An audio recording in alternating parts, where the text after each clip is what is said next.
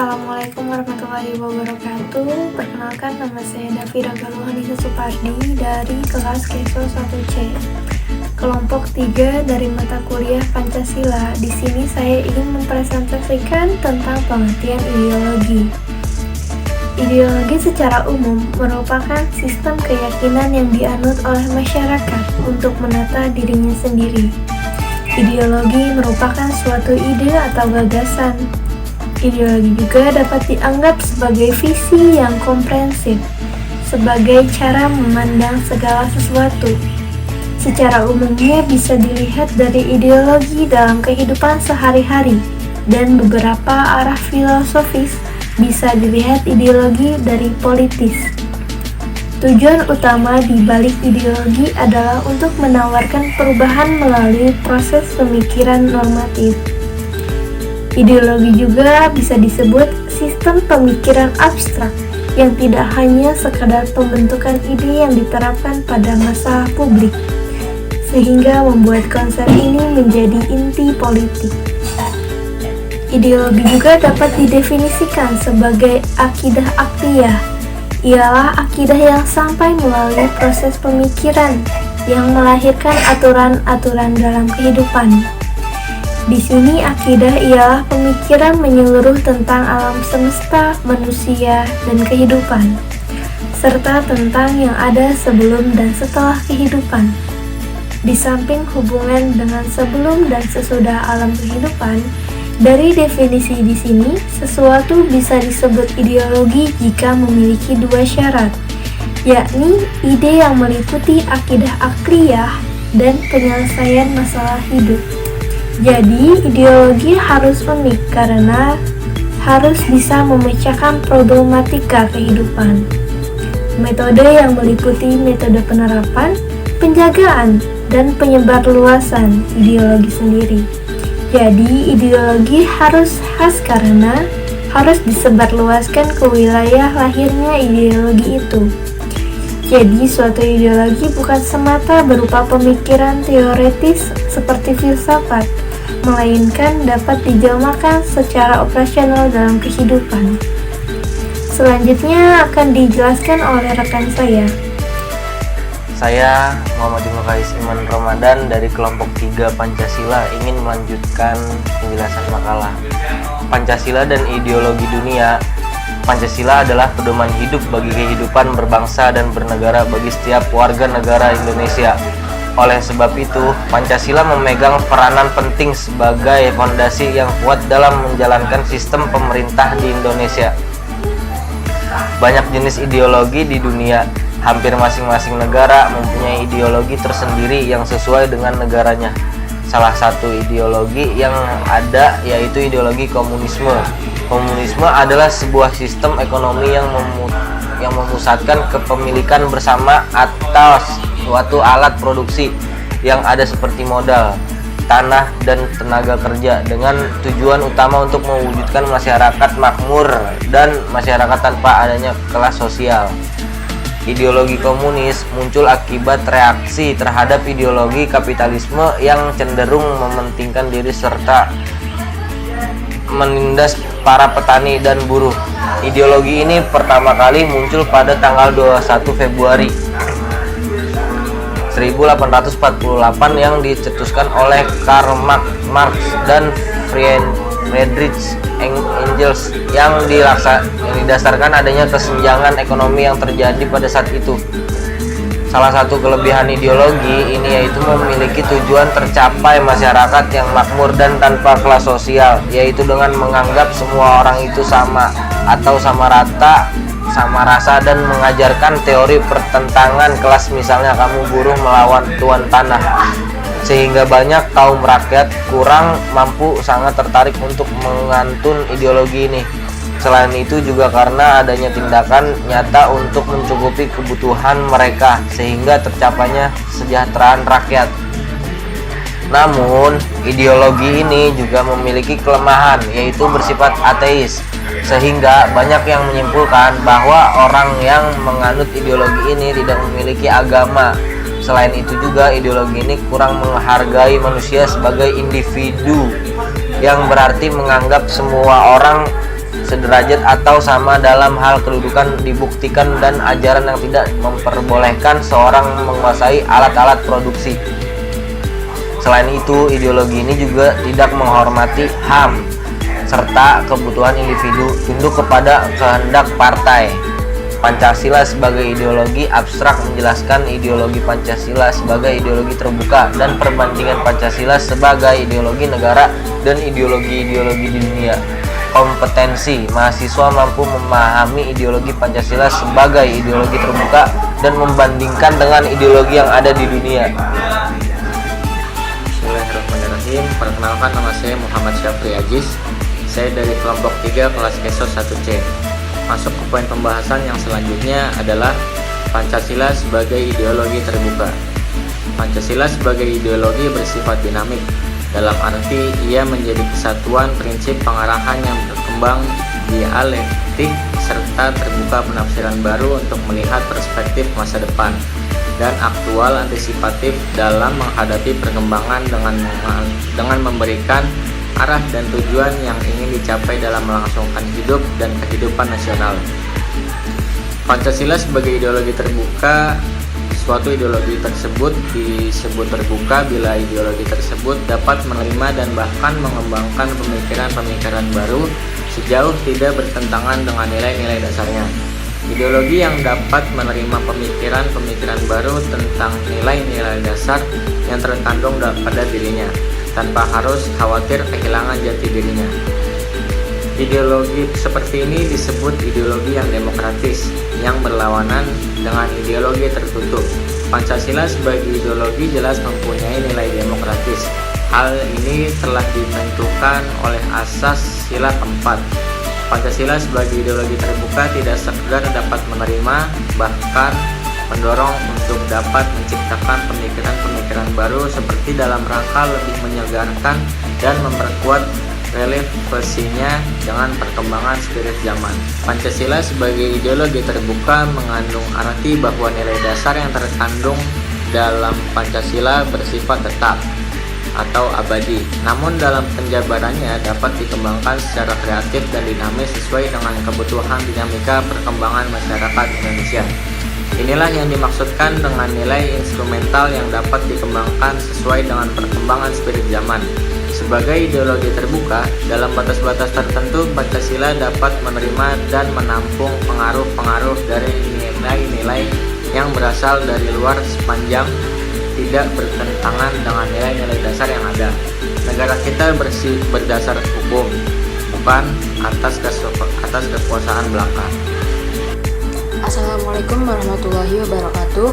Nama saya Musda Baratun Najah dari kelas KESO 1C NIM 112000410000103. Di sini saya akan mempresentasikan hasil makalah dari kelompok saya yang berjudul Pancasila dan Ideologi Lain. Pancasila sebagai ideologi. Indonesia mempunyai ajaran-ajaran yang memang mengandung nilai-nilai yang terkandung dalam ideologi lain. Ajaran yang dikandung Pancasila bahkan dipuji oleh seorang filsuf Inggris yang bernama Bertrand Russell, yang menyatakan bahwa Pancasila sebagai sintesis kreatif antara Declaration of American Independence yang mempresentasikan ideologi demokrasi kapitalis dengan manifesto komunis yang mempresentasikan ideologi komunis. Lebih dari itu, seorang ahli sejarah, Rutgers, mengatakan dari semua negara-negara Asia Tenggara, Indonesia lah yang dalam konstitusinya pertama-tama dan paling tegas melakukan latar belakang psikologis yang sesungguhnya daripada revolusi melawan penjajah. Dalam filsafat negaranya, yaitu Pancasila, dilukiskannya alasan-alasan secara lebih mendalam dari revolusi-revolusi itu. Pancasila dan ideologi lain. Dari pendapat tersebut, Indonesia pun pernah merasakan berkembangnya nilai-nilai ideologi besar dunia berkembang dalam gerak tubuh pemerintahannya. Pancasila dan liberalisme atau periode disebut periode pemerintahan demokrasi liberal. Indonesia tidak pernah menerima liberalisme dikarenakan individualisme barat yang mengutamakan kebebasan makhluknya. Sedangkan paham integralistik yang kita anut memandang manusia sebagai individu dan sekaligus juga makhluk sosial. Dr. Jelaimina pernah mengatakan, salah satu faktor lain yang selalu dipandang sebagai sumber krisis yang paling berbahaya adalah komunisme. Komunisme tidak pernah diterima dalam kehidupan masyarakat Indonesia. Hal ini disebabkan negara komunisme lazimnya bersifat ateis yang menolak agama dalam suatu negara. Sedangkan Indonesia, sebagai negara yang berdasar atas ketuhanan yang Maha Esa, merupakan pilihan kreatif dan merupakan proses elektris inkorporatif. Ideologi komunis juga tidak menghormati manusia sebagai makhluk individu. Prestasi dan hak milik individu tidak diakui. Ideologi komunis bersifat totaliter karena tidak membuka pintu sedikit pun terhadap alam pikiran lain. Ideologi semacam ini bersifat otoriter dengan menuntut penganutnya bersifat dogmatis. Perbandingan Pancasila dan ideologi liberal. Ideologi liberal memandang bahwa sejak manusia dilahirkan, bebas dan dibekali penciptanya sejumlah hak asasi, yaitu hak hidup, hak kebebasan, hak kesamaan, hak kebahagiaan. Maka nilai kebebasan itulah yang utama. Metode berakhir ideologi ini ialah liberalistik yang berwatak individualistik. Perbandingan Pancasila dan ideologi komunis. Ideologi komunis mendasarkan diri pada premis bahwa semua materi berkembang mengikuti hukum kontradiksi dengan menempuh proses dialektik. Ciri konsep dialektik tentang manusia yaitu bahwa tidak terdapat sifat permanen pada diri manusia, namun ada keteraturan, ialah kontradiksi terhadap lingkungan selalu menghasilkan perkembangan dialektik dari manusia. Maka sejarah pun berkembang secara dialektik pula. Sehubungan dengan itu, metode berpikirnya materialisme dialektik dan jika diterapkan pada sejarah dan kehidupan sosial disebut materialisme historik. Nama saya Nabila Rahmadevani, NIM 104 dari kelas 1C Kesos, akan melanjutkan penjelasan dari Wardah. Dalam buku Sutasoma, karangan Empu Tantular, dijumpai kalimat yang kemudian dikenal dengan Bhinneka Tunggal Ika Tanhana Dharma Mangrua. Artinya, walaupun berbeda, satu jua adanya, sebab tidak ada agama yang mempunyai tujuan yang berbeda. Kuatnya paham keagamaan dalam formasi kebangsaan Indonesia membuat arus besar pendiri bangsa tidak dapat membayangkan ruang publik tanpa Tuhan. Pada ayat 1 dan 2 pasal 29 Undang-Undang Dasar tahun 1945 dijelaskan bahwa ada hubungan antara sila ketuhanan yang Maha Esa dalam Pancasila dengan ajaran Tauhid dalam teologi Islam. Prinsip ketuhanan yang Maha Esa mengandung makna bahwa manusia di Indonesia harus mengabdi kepada satu Tuhan, yaitu Tuhan yang Maha Esa, dan tidak mempersekutukannya. Dalam bahasa formal yang telah disepakati sebagai perjanjian bangsa, sama maknanya dengan kalimat tiada Tuhan selain Tuhan yang Maha Esa, di mana pengertian ini arti kata Tuhan adalah sesuatu yang kita taati perintahnya dan kehendaknya. Prinsip dasar pengabdian adalah tidak boleh punya dua Tuhan, hanya satu Tuannya, yaitu Tuhan yang Maha Esa. Oleh karena itu, menjadi visi misi utama para tugas pengembang bangsa, yaitu mengajak manusia untuk mengabdi kepada satu Tuhan, yaitu Tuhan yang Maha Esa. Perkenalkan, nama saya Indah Rahmadani, NIM 126, akan menjelaskan penjelasan yang selanjutnya. Dalam hubungan antara agama Islam dan Pancasila, keduanya dapat berjalan saling menunjang dan saling mengokohkan. Keduanya tidak bertentangan dan tidak boleh dipertentangkan. Juga tidak harus dipilih salah satu dengan sekaligus membuang dan menanggalkan yang lainnya. Selanjutnya, Kiai Ahmad Siddiq menyatakan bahwa salah satu hambatan utama bagi proporsionalisasi ini berwujud hambatan psikologis, yaitu kecurigaan dan kekhawatiran yang datang dari dua arah. Selanjutnya, hubungan negara dengan agama menurut NKRI berdasarkan Pancasila adalah sebagai berikut. Yang pertama, negara adalah berdasarkan ketuhanan yang Maha Esa. Yang kedua, bangsa Indonesia adalah bangsa yang berketuhanan yang Maha Esa. Konsekuensinya, setiap warga memiliki hak untuk memeluk dan menjalankan agama sesuai dengan agama masing-masing. Yang ketiga, tidak ada tempat bagi ateisme karena hakikatnya manusia berketuhanan dan memiliki kodrat makhluk yang bertuhan. Selanjutnya, tidak ada tempat bagi pertentangan agama, golongan agama, antar maupun inter pemeluk agama, serta antar pemeluk agama. Lalu, tidak ada tempat bagi pemaksa agama karena ketakwaan itu bukan hasil paksaan. Yang selanjutnya, memberikan toleransi terhadap orang lain dalam menjalankan agama dalam negara. Selanjutnya, segala aspek dalam melaksanakan dan menyelenggarakannya, negara harus sesuai dengan nilai-nilai ketuhanan yang Maha Esa, terutama norma-norma hukum positif maupun norma moral, baik moral agama maupun moral para penyelenggara negara. Yang terakhir adalah negara pada hakikatnya adalah merupakan berkat rahmat Allah yang Maha Esa. Berdasarkan kesimpulan Kongres menjelaskan bahwa bangsa Indonesia merupakan bangsa yang religius. Nah, kereligiusan tersebut merupakan nilai fundamental yang secara filosofis merupakan negara yang berketuhanan yang Maha Esa. Ketuhanan yang Maha Esa itu sendiri merupakan dasar dan penopang bangsa untuk menjaga persatuan dan kesatuan dalam menjaga keutuhan NKRI. Karena itu, agar menjalin hubungan yang selaras dan harmonis antara agama dan negara, maka sesuai dasar negara Pancasila, yaitu diberikan perlindungan untuk umat beragama. Jadi diberikan kebebasan untuk memilih agama yang sesuai dengan keyakinannya. Semua pemeluk agama harusnya mawas diri, karena disadari bahwa mereka hidup di dalam sebuah masyarakat yang terdiri dari berbagai macam agama yang beragam. Nah, maka dari itu tidak semestinya ada pemeluk agama yang menginginkan kelompok agama itu menang sendiri. Maka dari itu dipilih Pancasila sebagai dasar negara. Nah, sejauh ini tidak ada yang mempersalahkan sila kedua hingga sila kelima. Namun bunyi dalam sila ke-1 banyak dipermasalahkan oleh sebagian kelompok masyarakat. Secara terang-terangan mereka menolak adanya isi Pancasila yang pertama tersebut.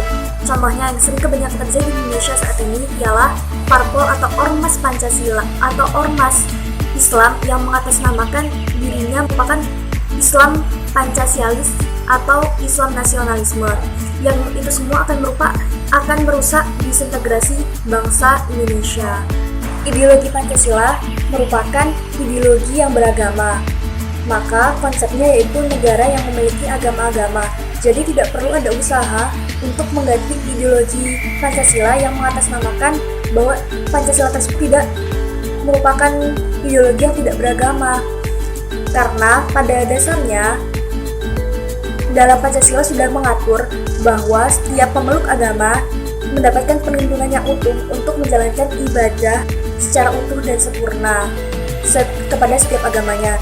Karena sudah seharusnya setiap pemeluk agama tidak melakukan permusuhan, tetapi saling tolong-menolong dan membantu antar sesama manusia. Di sini saya akan memberikan kesimpulan dan saran. Yang pertama yaitu kesimpulan. Pancasila sebagai dasar negara dan pandangan hidup sekaligus juga merupakan ideologi negara. Sebagai ideologi negara, berarti Pancasila merupakan gagasan dasar yang berkenaan dengan kehidupan negara. Pancasila bukan hanya suatu yang bersifat statis melandasi berdirinya negara Indonesia.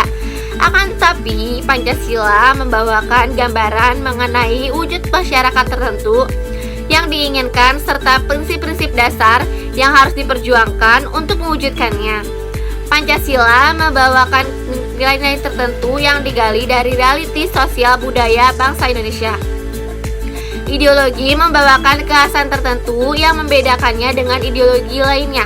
Kekhasan itu adalah keyakinan akan adanya Tuhan yang Maha Esa, yang membawa konsekuensi keimanan dan ketakwaan terhadap Tuhan yang Maha Esa.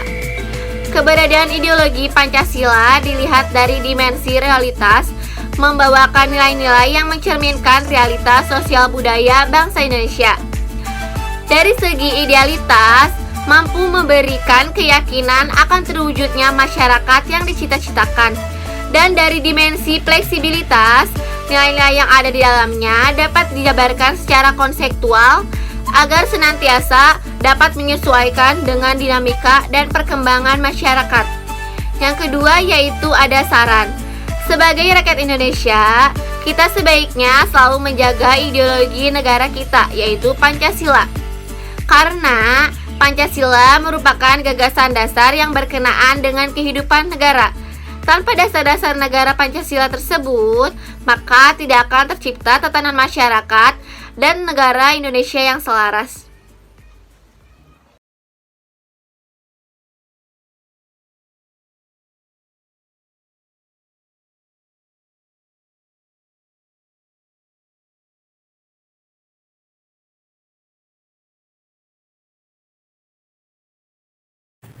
Iya, jadi saya Davira Galuhanisa Supardi dengan belakang NIM 090 dari kelompok 3 izin menjawab pertanyaan dari Tita Chandra Kusumastuti dengan belakang NIM 117 dari kelompok 2. Beberapa tahun lalu sempat ramai tentang faham khilafah yang mengancam ideologi NKRI dan Pancasila. Bagaimana menurut Anda mengenai masalah ini? Dan jawabannya adalah sepaham khilafah sendiri merujuk kepada sistem kepemimpinan umat dengan menggunakan Islam sebagai ideologi, serta undang-undangnya mengacu pada Al-Quran, hadis, ijma, dan qiyas. Kalau disimpulkan, faham khilafah itu mengacu pada kepemimpinan dengan cara pandang Islam.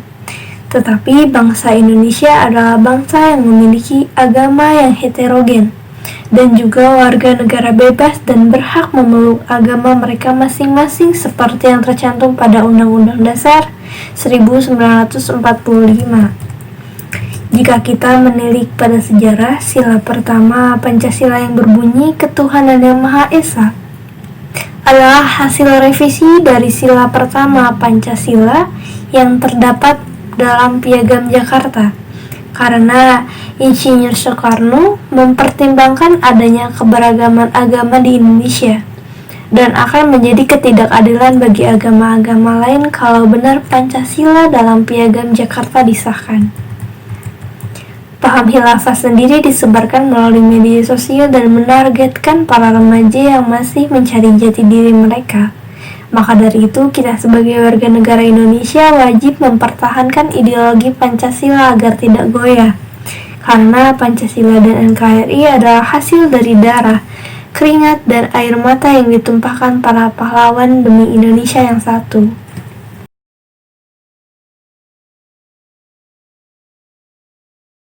Di sini, saya juga akan menjawab pertanyaan dari saudari Latifah. Yang pertanyaannya tersebut ialah, apa alasan mengapa Pancasila tidak sama dengan komunis?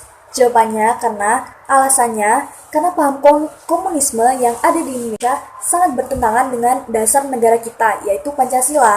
Maka selama Pancasila masih menjadi dasar negara kita, komunisme tidak boleh ada di Indonesia karena akan berakibat fatal bagi persatuan negara Indonesia.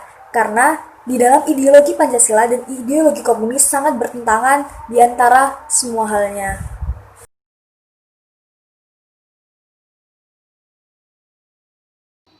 Nama saya Nabila Rahmadevani, NIM 104, izin menjawab pertanyaan dari Putri Amimah Salsabila. Pertanyaannya, jika ateis anti dengan sila pertama Pancasila, apakah berarti ideologi ateis dapat dianggap ancaman terhadap Pancasila? Jawabannya, menurut pemahaman saya terhadap Pancasila, selama ateisnya hanya untuk pribadi, ya tidak masalah. Ketuhanan yang Maha Esa itu prinsipnya berbangsa bernegara, bukan mengatur untuk keimanan itu pribadi sendiri. Mau ateis maupun agnostik, itu terserah. Yang penting hanya keyakinan individual saja. Yang penting kelompok ateis menerima kenyataan bahwa sebagian besar rakyat Indonesia adalah manusia yang percaya kepada Tuhan dan menjadikan agama serta kepercayaan sebagian bagian yang penting dalam hidupnya. Selama kelompok ateis bisa menghargai realitas di masyarakat dan sila pertama sebagai konsensus bangsa, serta tidak mengutak-atik sila pertama dengan alasan diskriminatif terhadap keyakinan mereka, seharusnya tidak ada yang perlu dipersoalkan. Terima kasih.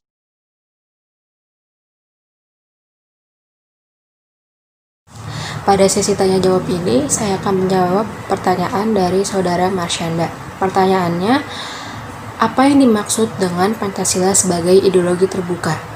Jawabannya, Yang dimaksud dengan Pancasila sebagai ideologi terbuka artinya bahwa Pancasila terbuka pada perubahan-perubahan, sehingga senantiasa relevan sepanjang zaman tanpa mengubah atau mengganti nilai-nilai dasarnya.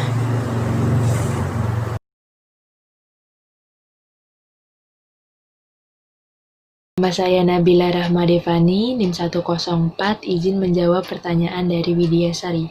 Pertanyaannya, apa hubungan Pancasila dengan filsafat agama?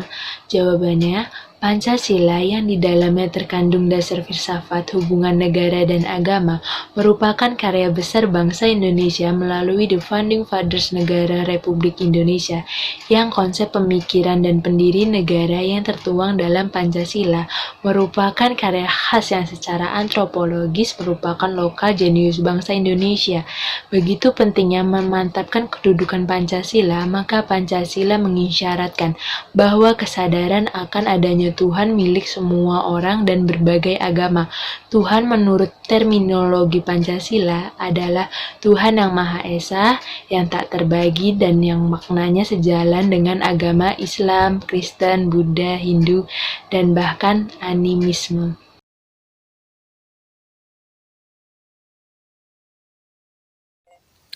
Izin menjawab pertanyaan dari Syifa Tukozauja, NIM 115.